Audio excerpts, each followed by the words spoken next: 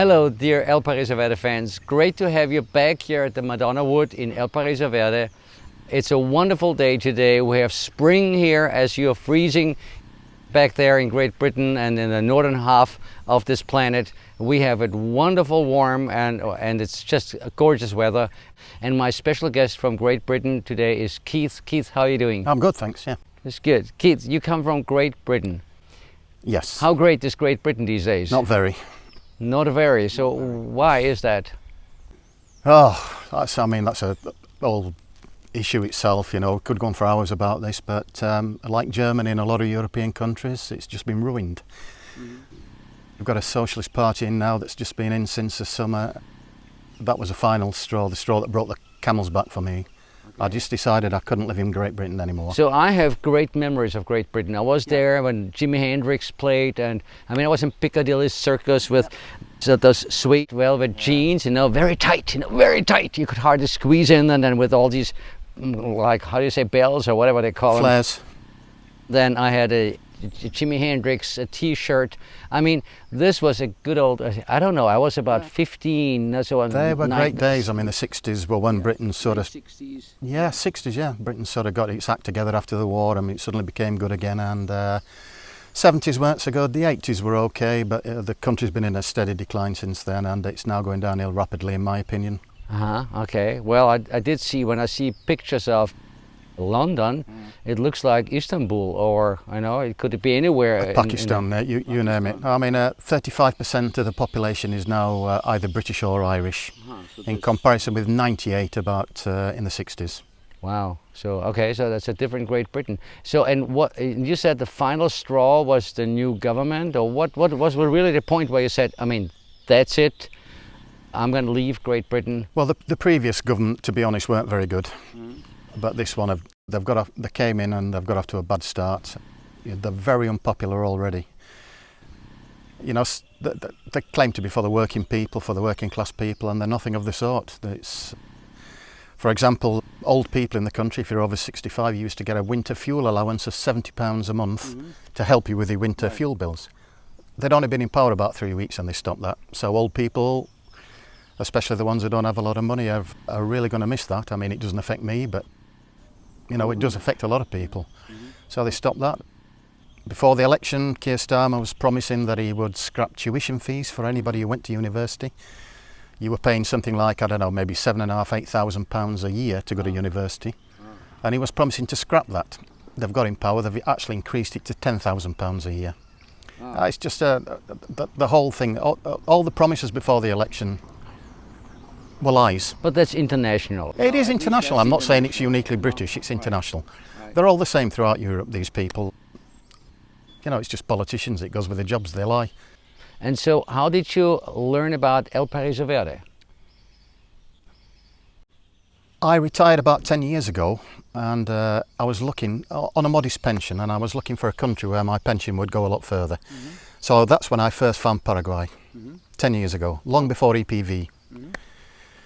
But the immigration process 10 years ago was just insurmountable. I just couldn't get my head around it. I couldn't speak Spanish, and the documents that they sent me, it was just impossible to do. And if there were any agents handling your immigration in those days, I couldn't find them. So I ended up dropping Paraguay.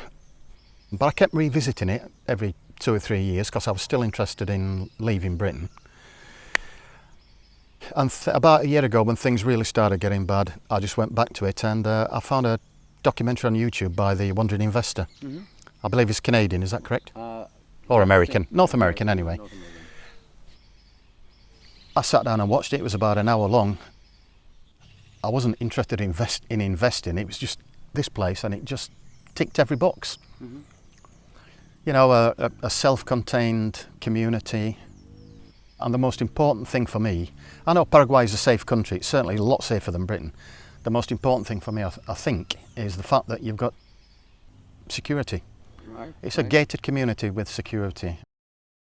Because my plans are, once I move down here, I'll be travelling off to various places in South America, leaving my property unattended for weeks or months on end, and I want to come back and find everything there. Okay, so you plan to have a plan, basically plan A, you want to here? It's a plan A, plan stroke B, really. I am going to stay here, yeah. Right, but you do plan, like a lot of our settlers do, you do plan to be away from your home several months a year as you can afford it. Yes. And so it's important that when you come back, you still have the house there, which is currently in most countries of the world, South America very much so. It could very well be that you come back home after a few weeks or a few months of a holiday, and the only thing that's left is the base plate of your house. That has happened not just in Paraguay, but also in Costa Rica and Bolivia and other countries. So it's very good, the safe community. So when you came here, I mean, you heard a lot about El Paraiso Verde, you got a lot of videos, and there's a lot of talk about us, as you know. And I mean, so what was your personal experience? You can talk freely. What is your personal experience? How was it in reality, what you've seen so far on YouTube? Well, once I found El Paraiso Verde, I'm not exaggerating when I said I binge watched everything you got on YouTube. I watched it and I went back and watched it again, and a few days later I'd revisit the same video and watch it again. I wanted to know everything. And I'll be honest and say that I did watch a lot of the negative stuff that was on there. Right. And initially I was thinking, oh, you know, what's going off here? But it soon became apparent what had happened, and that has been confirmed to me by talking to the people that went through it. Of course. You know, I spoke to a German guy the other night. I'll not mention his name or what his story was, but he'd had a drink and he was very candid about what happened to him. And I was saying, well, you're still here? He said, yeah, because I don't want to leave. I love it here. Right. And to be honest, in a roundabout way, the other people I spoke to as well said exactly the same thing. You know, they got their fingers burnt, but it wasn't by you. Right. We know the guy who did it. Exactly. We know the guy who did it. To be honest, I'd already come here knowing that. I knew that, but it's good to hear it confirmed by people who went through it all, and I've got no qualms about whatsoever. Well, it's not past. No, it's a past. But it's very interesting that without the settlers that could see the truth, you know, if we wouldn't have had the majority of settlers, about 80% of the settlers could see the truth, who did it, what was done, what happened. If they wouldn't be here, this project wouldn't be here, because every project goes through the same phase. Every project I know of, I can tell you a dozen projects, they all have the corruption phase in their development, and most of these projects fail in that phase because there's always somebody here that doesn't play by the rules and steals money. The question is just, can a project survive it? Well, we did survive, and it's good that you talk, because you can talk here freely to everybody here and you get their opinions, and it's good because they are speaking their mouth, they're speaking their mind, and it's good if they confirm what we have. Confirmed what I already knew. Super. Now, you've been here now for how many weeks? In Paraguay in total 19 days, and at El Paraiso Verde 16 days. Wow. I mean, last day tomorrow. But flight. I don't see you much. I'm so amazed of this man. He's a living lexica of a field that I know nothing about it. Just, I know that it exists, but he is an expert in birds. And this is so interesting. I could listen to him for hours when he tells stories about a little bird that it's a little bird. I mean, this darn bird is flying 10,000 kilometers and more to get here, and then they go even further to Antarctica, and then they go even back to Canada. And when he told me that, I said, man, there's so much I don't know. Can I learn from you? But I can learn from him because he's always out with the birds. You know, he's always, I mean, he's. Yeah, I mean, if I'm not in the jungle there for hours on end, I'm out in the campo or the marshland over there, and in the middle of the day I come back for a siesta because it's just too hot for me. Apart from eating and drinking, I'm very seldom around here. So. But it's good. So tell us about, how did you get into ornithology? How did you get into birds? Can you tell me how that happened? Yeah, I was 7 years old, and I can remember it as clear as if it was yesterday, like that. I had an older cousin who was semi-interested in birds, and we went out into the countryside where I lived, in a town called Barnsley in England, and he found a thrush's nest, and it was about this high, and I couldn't see him, so he lifted me up so I could see the eggs inside. And the eggs were sky blue with black spots on it. It was a song thrush's nest, and it was just, something clicked inside me there. It was just an amazing sight. Other days after that we went out looking for birds' nests. That just evolved into watching birds, and I remember a teacher at school I had, she wrote in my report one year for my parents, I'd have been about 9 I think. This child is obsessed with birds. You either have to encourage him or send him for counselling or something words to that effect. She said he's for the birds, right? Yeah, he's just gone on birds, and I had it. It just dominated my life from there on after. So I started bird watching, and the bird watching where I live is good. We had a nature reserve close to me. It's great watching the winter birds come in and then leave in the spring, and the summer birds coming up from Africa, you know, all that kind of stuff. So it was changing all the time. So I got really, really interested in bird watching, and when I first started working and I got a bit of money together, I could afford to go abroad bird watching. I mean, when I was a kid, like 12 or 13 years old, even France and Spain, though, it's like going to another planet. You just could not do it. But suddenly I'd got the money to do it, and my first bird watching expedition abroad was to Norway and Sweden. That was in 1980. I didn't have a lot of money. I was hitchhiking around the country and sleeping in graveyards and bush shelters and things like that. And Norway was country number 1, and here we are 45 years later. This is Paraguay number 79, country number 79. So we've seen 17 countries. 79.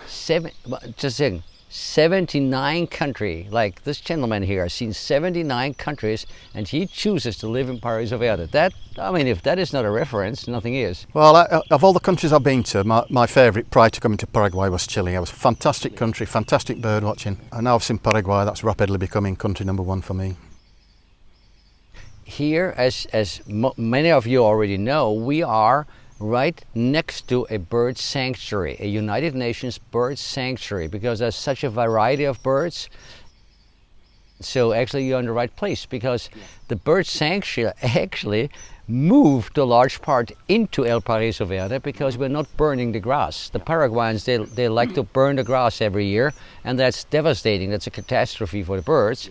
Those fires very often go into the national park, Isla Suzu, very often. So the Isla Suzu National Park is not really being protected the way it should be. So actually we are protecting the birds, because ever since we came here, we didn't burn land, we didn't burn the grass. So the birds know that, by the way, they know that. And we have colonies of birds here. And as this is as much as I know about birds. I can distinguish a few birds. We have eagles here, we have owls, we have herons, we have, it looks like hundreds of species. Can you tell us about this? I'm up to about 120 species, what I've recorded in the EPV area. Ever since you've been here? Ever since I've been here. 120 species? 120 species. But some of them are so difficult to find, certainly in the forest, that I'm now sort of turning them up at 1, 2, 3 a day maybe, but I will eventually find out what is in there.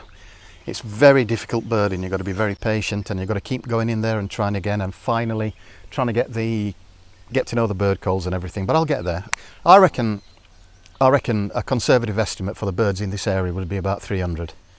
300 species of birds. Do you see that in Europe? No.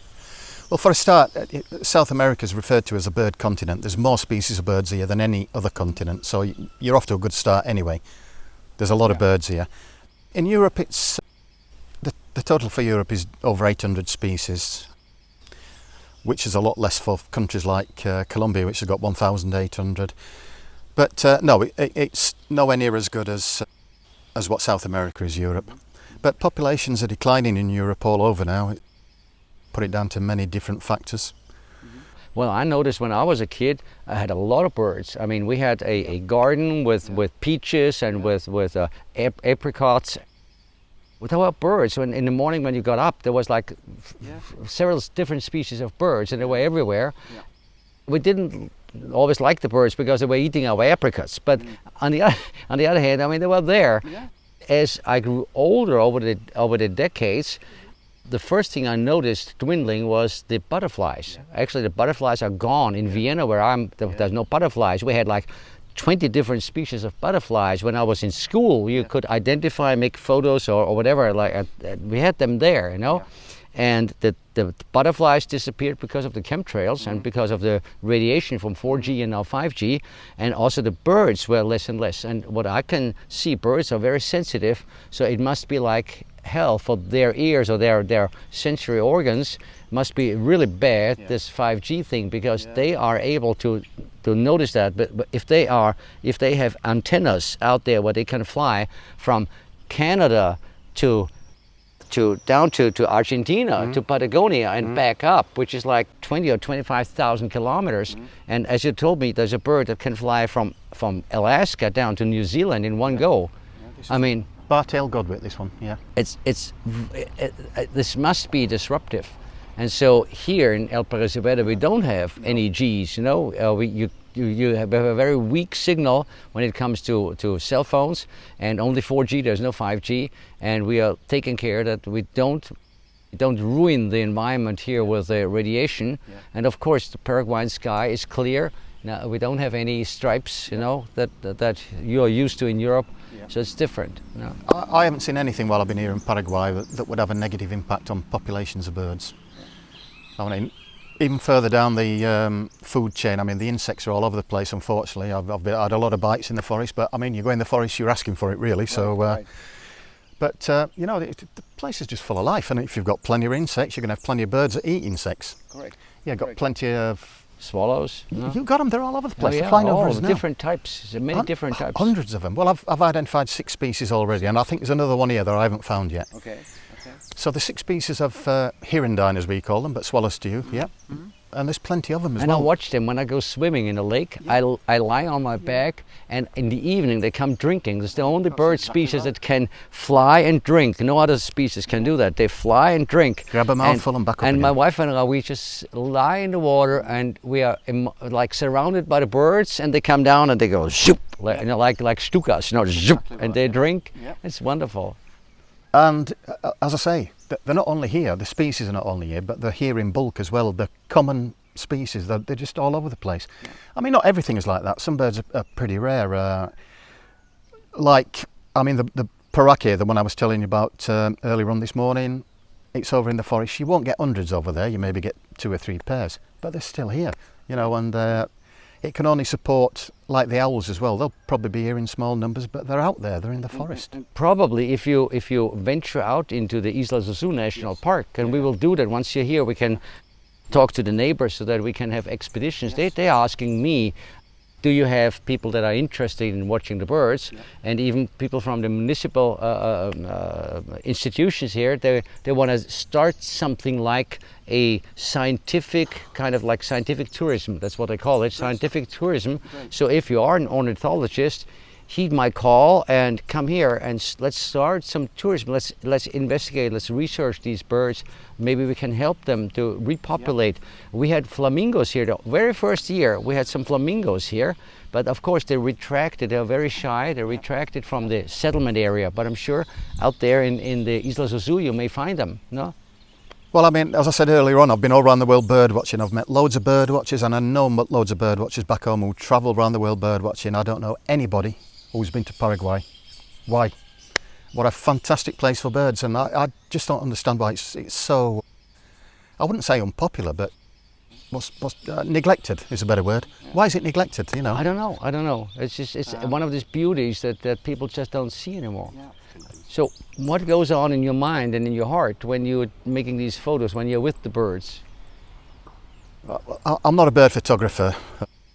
I'm not a photographer full stop. I just don't understand all the technology that goes with it. But I've got a Nikon camera that's idiot proof, and it's just the one for me. I mean, even on the settings, it's got one with a bird on. Right. So you just set it to that and take photographs of birds. Okay. That's taking it down to the simplest thing. It does help sometimes when I'm out bird watching. If I see a bird and I'm not sure about its identification, I take a photograph of it and check it up when I get back. So it does help with identification. But every now and again, I get a real gem, and that goes into my collection. So that's the photography side of it. But the birding side of it is, when I was a young man, say in my 20s, I was trying to see, my ambition was to see every species of bird in the world, and that's 11,000. So it involves a lot of travelling, and it's very expensive, but it was my ambition. I love them. They're very interesting. It's amazing what else you learn from studying birds. I mean, I left school with no qualifications. My highest achievement at school was captain of the school football team. I had nothing.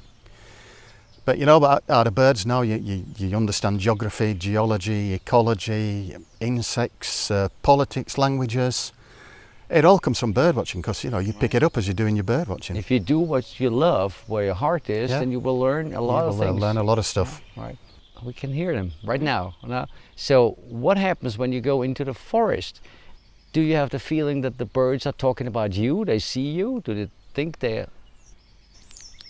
Well, it's certainly true that certain species, if they think I'm dangerous and you're walking close to their territory, they've got certain calls that alert other birds that, you know, there's possibly danger coming up. So they are communicating about anybody walking into a forest, not me.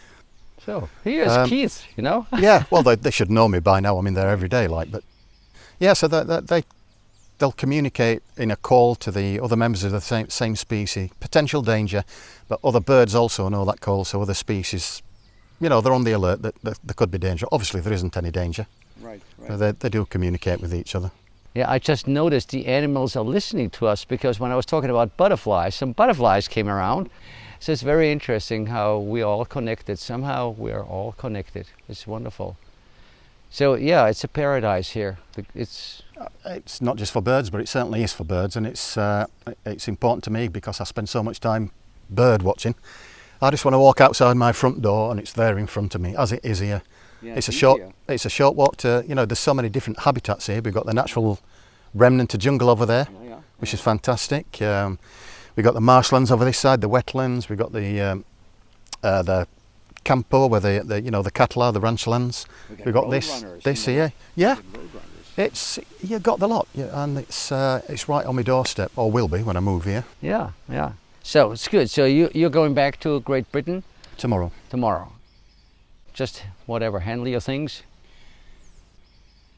Unfortunately, I get back on a Friday night, but on Monday morning I'll get the ball rolling. I've got to put my house on the market, alert my bank to what I'm up to, which caused me a few problems initially when I was coming out here. They were very unsure about Paraguay. Yeah, I've got a lot to do, and it's Christmas coming up, and it's all going to be happening. I'm going to be busy. So we will see you soon. Well, my partner's German. She wants to get over here as soon as possible, and I'm hoping that's going to be roughly about April time. She wants to come here for a month and do the info week, but if I can just condense that into 2 weeks, we can possibly get out here earlier. She's got a lot of things to sort out, and it's a fixture congestion. She's got so many things to do. But if I can squeeze a fortnight in, I'd love to come out here sooner, yeah. Super. So for you out there, this is what we can discover here at El Paraiso Verde. This is the beauty. It's not only a green paradise, it's also a bird paradise. Thank you for the interview, and thanks for telling us. Absolute pleasure. I'll be happy to learn from you. I'll learn a lot. I have so much more respect now for the birds from what you've been telling me. I mean, they are just awesome. They're amazing things, yeah. Super species. For all of you out there, I want you to now spread your wings and fly over here. Just fly over here and land here at El Paraiso Verde. You know, out there the life may be for the birds, but when you come here, you can be with the birds. It's much better, be with the birds. Absolutely. Enjoy nature here. Enjoy the voices of nature here. They're so wonderful. Enjoy life here that is clean. Everything is just perfect. Just make your life here. Make your own paradise here at El Paraiso Verde. And Keith, you already bought some land, so yes, you will be making your paradise. We'll be happy to support you, and hopefully you can take this as your base, and then maybe also go around the world and do your bird watching and come back, and you know where your home is, where everything is safe. So it's wonderful. Say a quick word for the people of Britain? Yes, please. I know traditionally we've had the luxury of, when it comes to immigration, of falling back on Australia, New Zealand, Canada, South Africa, or any other fragment of the old British Empire. You can't do these countries anymore, and a lot of them, I've spoken to Canadians here, and they say Canada's just as bad as what Britain is. Please have a look at Paraguay, or even better, have a look at this place, El Paraiso Verde, Casapa. You'll love it. Wonderful. Thanks a lot for listening. Have a great day, and see you soon at El Paraiso Verde.